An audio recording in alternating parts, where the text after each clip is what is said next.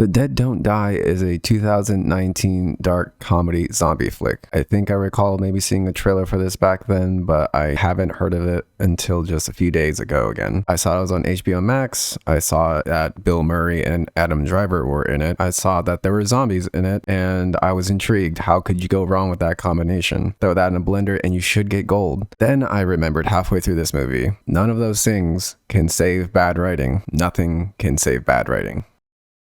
The first act of this movie is actually reasonably good. I think I personally love disaster movies that take a micro approach to their storytelling.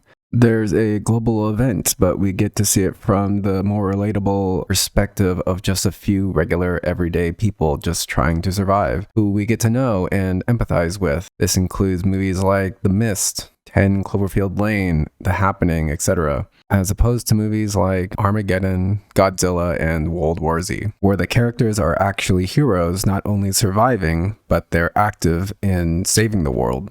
As they're setting up the movie, we get to meet a cast of characters who live in this small town called Centersville. Our two main characters of the movie, Officer Ronald and Chief Cliff, played by Adam Driver and Bill Murray respectively, start to notice strange goings on around the town. Many electronics aren't working, the time of day is completely off, animals are disappearing or just acting weird. And meanwhile, newspapers, radio, and televisions are reporting that scientists are saying polar fracking has shifted the Earth's axis and affected its spin. Other characters in the town include one other officer named Officer Mindy, Farmer Frank Miller, a caricature of a Trump supporter who thinks a homeless man named Hermit Bob is responsible for his missing chickens, Hank, an owner of a hardware store in town, these three kids in a facility for troubled youth, and a really over-the-top, weird mortician/samurai named Zelda, who's fairly new to town. Meanwhile, a group of three young, cool hipsters are driving into town named Jack, Zach, and Zoe. They stop for some gas where they meet a shy nerd named Bobby Wiggins. As expected, Jack pokes fun at Bobby, first calling him Frodo and then Bilbo Baggins. Did you just call me Frodo? Did I? What's that? Bobby Baggins? No, Wiggins. However, Selena Gomez's character is fairly friendly. They even go as far as to show some visual cues to insinuate there's a connection of some sort between them. The scene also calls back to an earlier scene where a friend of Bobby's, a delivery man, called him those same names, however in terms of endearment. Hey, Bo Baggins. Hey, Dean. What's up, buddy? I see you next week. Frodo. What does that mean? Hell if I know.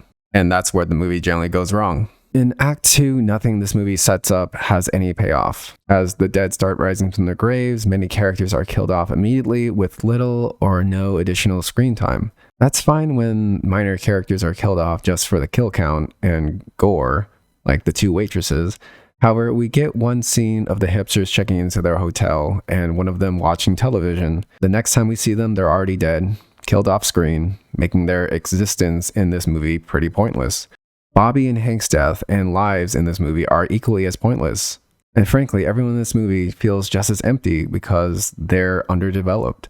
We don't get to learn about any character's strengths or flaws, see them grow or fall, and feel the weight behind any of their decisions.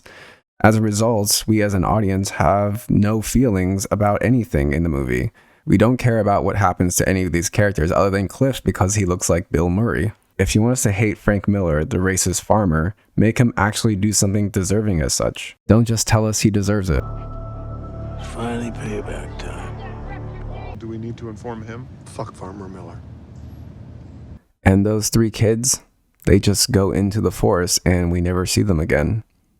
In the final act, our main characters are caught up in the zombie apocalypse, and they come up with a plan, which is... What exactly is your plan of action, Chief Clifford Robertson? Nothing.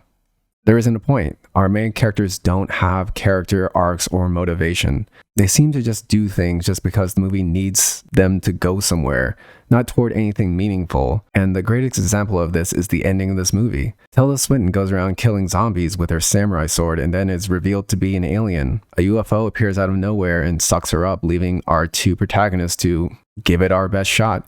We gotta give it our best shot. Our best shot. Okay. At what exactly? I don't know. Maybe killing all the zombies. They become self-aware that they're in a movie at that point. Well, anyway, they die and we fade to black as Hermit Bob lectures on consumerism. Very subtle, unlike Dawn of the Dead, because subtly. And good writing. And that's my thoughts on The Dead Don't Die. Thanks for watching. Let me know if you had any suggestions for movies to watch. See you next time.